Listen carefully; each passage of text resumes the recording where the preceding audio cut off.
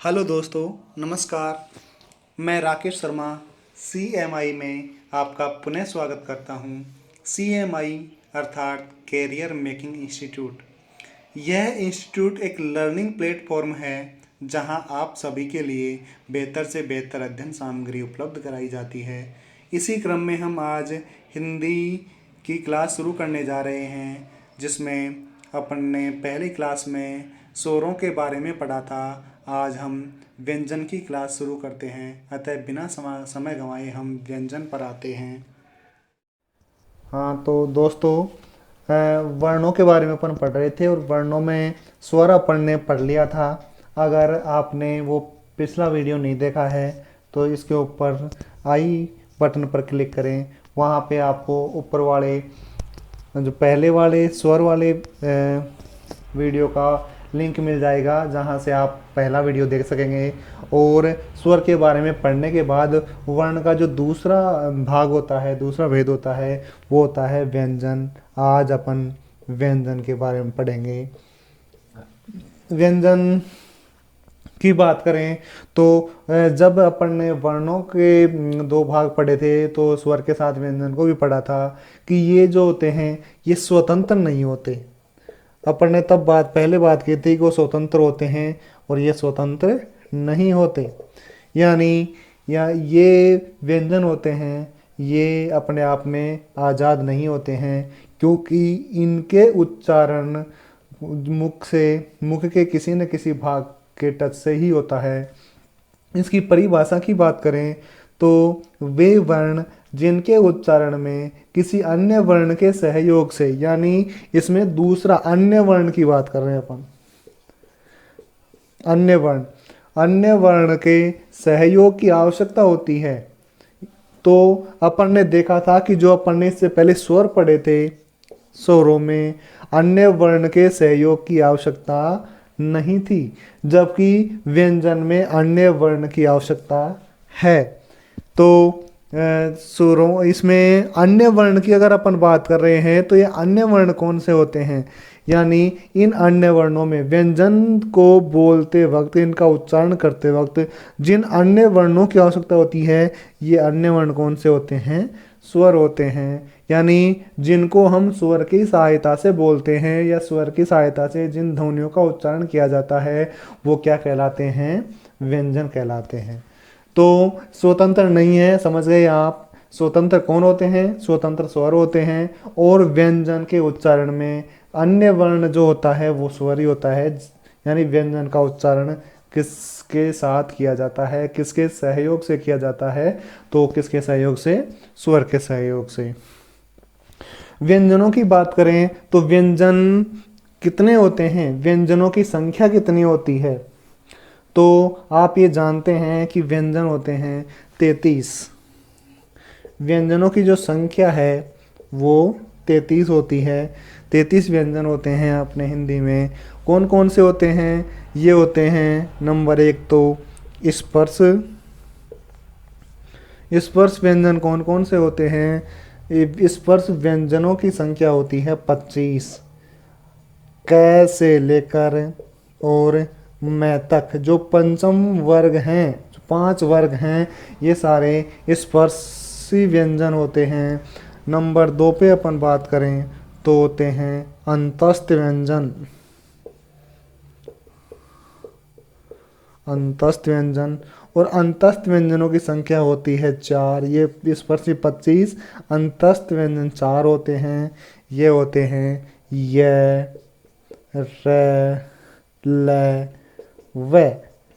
ये अंतस्थ व्यंजन होते हैं। और नंबर 3 पे होते हैं ऊष्म। और इनको एक नाम और दिया जा सकता है, संघर्षी। ये संघर्षी या ऊष्म व्यंजन होते हैं, इनकी संख्या भी 4 होती है। ये होते हैं श, श, स, है। ये होते हैं ऊष्म या संघर्षी व्यंजन। आपको ये ध्यान रखना है कि हिंदी वर्णमाला जो होती है, हिंदी वर्णमाला हिंदी वर्णमाला में जो वर्णों की संख्या है, वर्णों की संख्या वो होती है 44। कैसे? स्वर होते हैं 11, व्यंजन होते हैं 33, कुल मिलाकर 44। तो हिंदी, ये ध्यान रखना हमेशा, इंपॉर्टेंट बात है कि हिंदी वर्णमाला में वर्णों की संख्या कितनी है, तो 44 होती है। और कुल वर्णों की, हिंदी वर्णमाला में वर्णों की संख्या हो गई, और कुल वर्ण, हिंदी में जो कुल वर्ण कितने होते हैं, वो कुल वर्णों की संख्या की अगर अपन बात करें तो कुल वर्ण होते हैं 52। कुल वर्णों की संख्या 52 होती है। और 52 की अगर बात करें, आपने बहुत सारी पुस्तकें पढ़ी होंगी जिनमें कईयों में 48 भी दे रखी है, 51 भी दे रखी है, 52, यहाँ तक कि कईयों में 54 तक दे रखी है। तो हमें इतना ध्यान रखना है कि जो कुल वर्ण होते हैं उनकी संख्या कितनी होती है, 52 होती है। इम्पोर्टेंट क्वेश्चन है, ध्यान रखना, ये पूछा जा सकता है। और अगर बात करें 52 ही प्रमाणिक है कि अपन ने जो हिंदी निदेशालय है उसमें 1966 के अनुसार, हिंदी निदेशालय 1966 के अनुसार कुल वर्णों की संख्या 52 ही मानी गई है, ये ध्यान रखना हमेशा। और अगर बात करें कि हिंदी की जो मानक लिपि है, हिंदी किस लिपि में लिखी जाती है, लिखी गई है देवनागरी लिपि। तो हिंदी की मानक लिपि के अनुसार भी वर्णों की जो कुल संख्या है या कुल वर्णों की संख्या है वो 52 ही मानी गई है। और ये 52 वर्ण कौन से हैं, इनके बारे में हम चर्चा करेंगे। इतना समझ में आ गया आपको कि वर्णों की, जो व्यंजनों की संख्या की अपन ने बात कर ली। व्यंजन यानी व्यंजन वो होते हैं जो स्वर के सहारे बिना नहीं बोले जाते या स्वतंत्र नहीं होते हैं, जिनको बोलने के लिए स्वरों की आवश्यकता पड़ती है। व्यंजन जो अभी कुल 52 वर्णों की अपन बात कर रहे थे, तो ये 52 वर्ण कौन कौन से हैं? ये हैं स्वर, और स्वर आप जानते हैं कितने हैं, 11। और व्यंजन कितने हैं, 33। अयोग वाह, पिछले वीडियो में अपन ने पढ़ा था अयोग वाह, और अयोग वाह में कौन कौन से वर्ण अपन ने पढ़े थे, 2 वर्ण अन और अह। ये 2 भी मूल जो कुल वर्णों की संख्या में शामिल हैं। इसके बाद अगर बात करें तो उत्क्षिप्त, उत्क्षिप्त का मतलब होता है फेंका हुआ, और उत्क्षिप्त वर्ण भी 2 हैं, ड और ढ। और संयुक्त व्यंजन, संयुक्त यानी मिले हुए, संयुक्त व्यंजन, संयुक्त व्यंजनों की संख्या है 4। ये कौन कौन से हैं? क्ष, त्र, ग, स्र। संयुक्त वर्ण हैं जो 2 वर्णों से मिलकर के बने हुए हैं। जैसे क्ष की बात करें तो ये क प्लस स से मिलकर के बना हुआ है। त्र की बात करें तो त प्लस र से मिलकर के बना हुआ है। ज, ये ज है। ज की बात करें ज, तो ज प्लस य से मिलकर के बना हुआ है।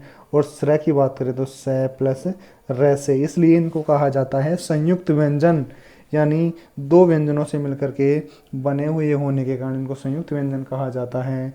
तो हम आते हैं अभी अपने व्यंजनों पे, कि व्यंजनों के जो भेद अपन ने पढ़े हैं प्रकार, वो तो हम पढ़ रहे थे व्यंजनों, अब पढ़ेंगे व्यंजनों का जो वर्गीकरण है वो, कि व्यंजनों का वर्गीकरण किस प्रकार से किया गया है। तो इसके बारे में अभी पढ़ेंगे अपन। नंबर 1 पे बात करेंगे तो स्पर्शी व्यंजन, स्पर्शी व्यंजन, स्पर्शी व्यंजन। स्पर्शी व्यंजन क्या होते हैं? ये वो व्यंजन होते हैं जिनके उच्चारण में विभिन्न उच्चारण अवयवों, जो उच्चारण अवयव हैं उनका स्पर्श किया जाता है। यानी स्पर्शी व्यंजन में वो होते हैं जिनका उच्चारण करने के लिए उच्चारण जो अवयव हैं उनका स्पर्श किया जाता है। स्पर्शी व्यंजन में कौन कौन से व्यंजन शामिल होते हैं? तो ये होते हैं क वर्ग, यानी क, ख, ग, घ। इसके अलावा ट वर्ग, ट, ठ, डै, ढै। इसके अलावा त वर्ग त, थ, द, ध। इसके अलावा प वर्ग प, फ, ब और भ। ये टोटल जो 16 व्यंजन, इनकी स्पर्शी व्यंजनों की संख्या की अगर बात करें तो टोटल 16 होते हैं। और स्पर्शी व्यंजनों के बारे में आप जान गए कि स्पर्शी व्यंजन वे व्यंजन होते हैं जिनके उच्चारण में विभिन्न उच्चारण अवयवों का स्पर्श किया जाता है। और इनकी संख्या कितनी होती है? 16 होती है। नंबर 2 पे बात करें अपन तो नंबर 2 पे होता है संघर्षी व्यंजन। संघर्षी व्यंजन। संघर्षी व्यंजन, संघर्षी व्यंजन कहते किसे हैं? तो ये समझिए आप, संघर्षी व्यंजन वे व्यंजन जिनके उच्चारण में दो उच्चारण अव्यय इतनी निकटता पर आ जाते हैं कि बीच का मार्ग छोटा हो जाता है और वायु संघर्ष के साथ बाहर निकलती है। यानी संघर्ष होता है, दो अवयव पास पास आ जाते हैं उच्चारण के, और उच्चारण के दोनों अवयवों के पास पास आने से जो बीच में जगह होती है वो छोटी हो जाती है और वायु को फिर संघर्ष करके बाहर निकलना पड़ता है। इसलिए इनको क्या कहा जाता है? संघर्षी व्यंजन। स्पर्शी व्यंजन के बारे में मैंने आपको बताया था कि उच्चारण अवयवों का स्पर्श करती है हवा, और संघर्षी में मैंने बताया है कि दो उच्चारण स्थान या दो उच्चारण अवयव पास पास आ जाते हैं, निकट आ जाते हैं और बीच का जो मार्ग छोटा हो जाता है, इसलिए वायु को संघर्ष करना पड़ता है। इसलिए इनको क्या कहा जाता है? संघर्षी व्यंजन कहा जाता है। और अभी अपन ने ऊष्म की बात की थी कि वो जो ऊष्म होते थे, ऊष्म वर्ण थे, वो भी यही हैं क्योंकि इनमें गर्म हवा बाहर निकलती है संघर्ष के कारण। संघर्ष जब होता है तो गर्म हवा बाहर आती है। और आप जानते हैं ये कौन कौन से हैं? ये हैं श, श, स, है। ये 4 वर्ण हैं जो कौन से हैं? संघर्षी वर्ण, यानी संघर्षी व्यंजन है ये। संघर्षी व्यंजन यानी इनके उच्चारण में वायु को संघर्ष करना पड़ता है। नंबर 3 बात करें व्यंजन के तीसरा प्रकार की, तो ये होते हैं स्पर्श संघर्षी व्यंजन। दोनों का मिला हुआ रूप स्पर्श संघर्षी व्यंजन। जो ऊपर वाले दोनों हैं इनका मिला हुआ रूप ही इसमें शामिल है। और किसे कहते हैं ये? कि वे व्यंजन जिनके उच्चारण में उच्चारण का समय अपेक्षाकृत अधिक होता है और उच्चारण के बाद वाला भाग संघर्षी हो जाता है। यानी उच्चारण का जो समय है वो ज़्यादा लगता है और जो उच्चारण का बाद वाला भाग है वो संघर्षी हो जाता है। इसलिए इनको क्या कहा जाता है? स्पर्श संघर्षी व्यंजन। और ये कौन कौन से होते हैं? ये होते हैं च वर्ग वाले, च, छ, ज, झ। ये 4 होते हैं टोटल। तो स्पर्श संघर्षी यानी स्पर्शी और संघर्षी दोनों का मिला हुआ क्या हो गया? स्पर्श संघर्षी व्यंजन। नंबर 4 की अपन बात करें तो चौथा होता है नासिक्य। नासिक्य व्यंजन। नासिक्य व्यंजन और नासिक्य आप भली भांति जानते हैं। नासिक्य का मतलब होता है नासिका यानी नाक। यानी जिन वर्णों का उच्चारण नासिका के द्वारा होता है या जिनका उच्चारण में नासिका का प्रयोग किया जाता है उन्हें क्या कहा जाता है? नासिक्य व्यंजन। तो नासिका में यह आप जानते हैं कि जो स्पर्शी व्यंजन अपन ने पढ़े हैं, स्पर्शी व्यंजनों में और साथ में हम बात करें कि संघर्ष स्पर्शी जो ये हैं, तो वर्गों में जो 5 वर्ग होते हैं टोटल, क्योंकि क वर्ग है, ट वर्ग है, त वर्ग है, प वर्ग है और च वर्ग, ये 5 वर्ग हैं। इन 5 वर्गों के, इन 5 वर्गों के जो अंतिम वर्ण होते हैं जिनको हम पंचम वर्ण भी कहते हैं, वो होते हैं नासिक्य व्यंजन। तो पंचम वर्ण कौन कौन से होते हैं? ग, य, ण, न, मैं। ये टोटल 5 वर्ण होते हैं जिनको पंचम वर्ण कहा जाता है। यानी प्रत्येक वर्ग का 5वां अक्षर पंचम वर्ण कहलाता है और ये पंचम वर्ण क्या कहे जाते हैं? नासिक्य व्यंजन। आगे हम पढ़ेंगे 5वां प्रकार या 5वां भेद होता है उत्क्षिप्त व्यंजन। उत्क्षिप्त, उत्क्षिप्त का मतलब आप जानते हैं फेंका हुआ, जिसको फेंका जाता है वो, तो ये उत्क्षिप्त व्यंजन है। उत्क्षिप्त व्यंजन किसने किन्हें कहते हैं? तो आप ये जानते हैं कि वे व्यंजन जिनके उच्चारण में जिह्वा ऐसा महसूस करती है जैसे उन्हें फेंक रही हो। यानी बोलते समय ऐसा लगता है कि जिन वर्णों को जिह्वा फेंक रही है उन्हें उत्क्षिप्त व्यंजन कहते हैं। और ये आप अभी अपन ने बात की थी इनके बारे में, ये होते हैं ड और ढ, यानी उत्क्षिप्त व्यंजन कहलाते हैं ये। अगर बात करें 6 नंबर, छठे नंबर पर, तो ये होते हैं प्रकंपित। प्रकंपित,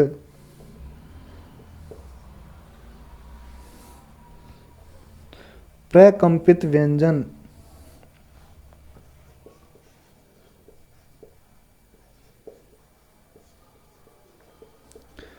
प्रकंपित व्यंजन कौन कौन से होते हैं? तो प्रकंपित व्यंजनों की अगर अपन बात करें तो प्रकंपित व्यंजन होते हैं जिनका उच्चारण हम करते हैं तो उनके लिए कंपन हो।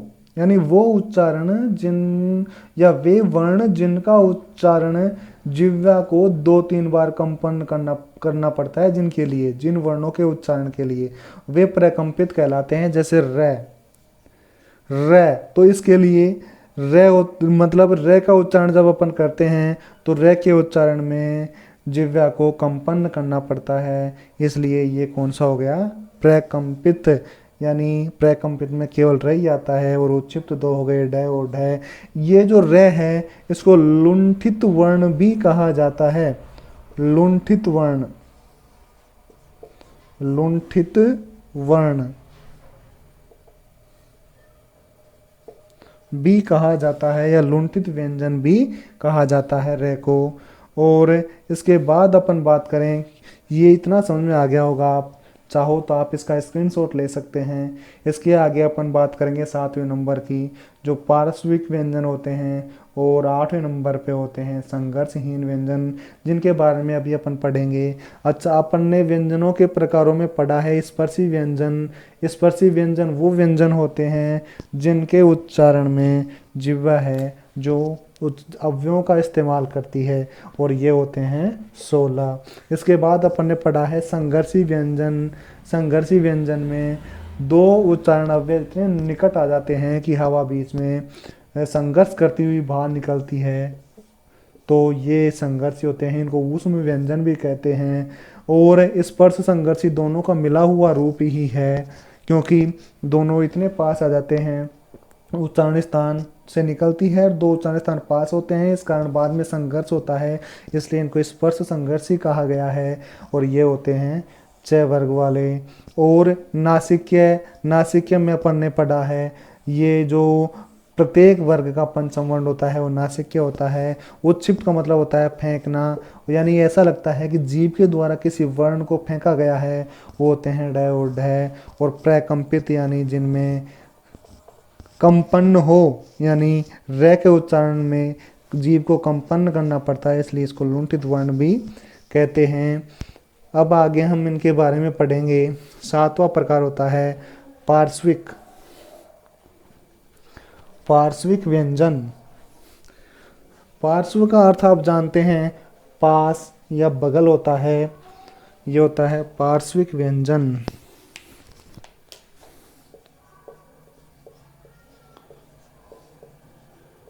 पार्श्विक व्यंजन।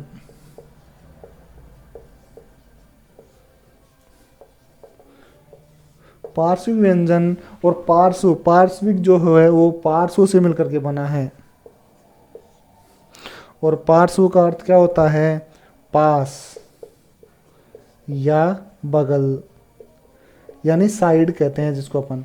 यानी क्या होता है कि पार्श्विक वर्ण यानी ये वर्ण होते हैं जिनमें जिह्वा है जो मसूड़ों को छूती और है, और हवा जिह्वा के आसपास या बगल से निकल जाती है।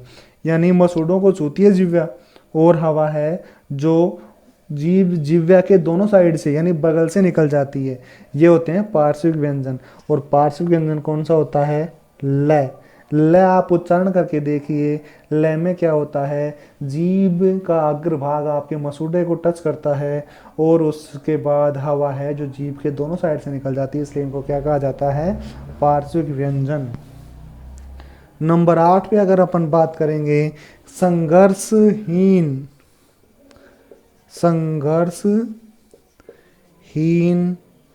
व्यंजन यानी जिनमें संघर्ष ना हो।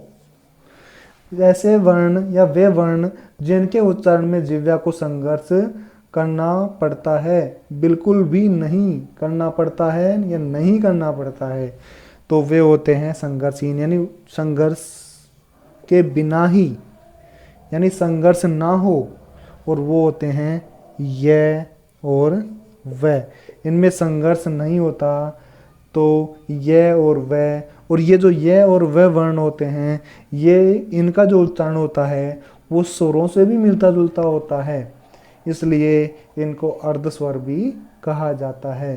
तो ये होते हैं संघर्षहीन व्यंजन। अभी अपन ने व्यंजनों के बारे में पढ़ा, व्यंजनों के प्रकारों के बारे में पढ़ा, और व्यंजनों के जो 8 प्रकार हैं उनके बारे में अभी अपन ने पढ़ा है। तो ये व्यंजन इसी के साथ संपूर्ण होते हैं। अब तक हमारी क्लास स्वर और व्यंजनों की हो चुकी है, और ये दोनों क्लासें यानी जिन जिन दोस्तों ने नहीं देखी हैं वो इन दोनों को देखें। यदि वीडियो अच्छा लगे तो लाइक और शेयर करें, और हमारे इस YouTube चैनल को सब्सक्राइब करें, ताकि हमारे द्वारा डाला गया वीडियो आप तक पहुंच सके। धन्यवाद।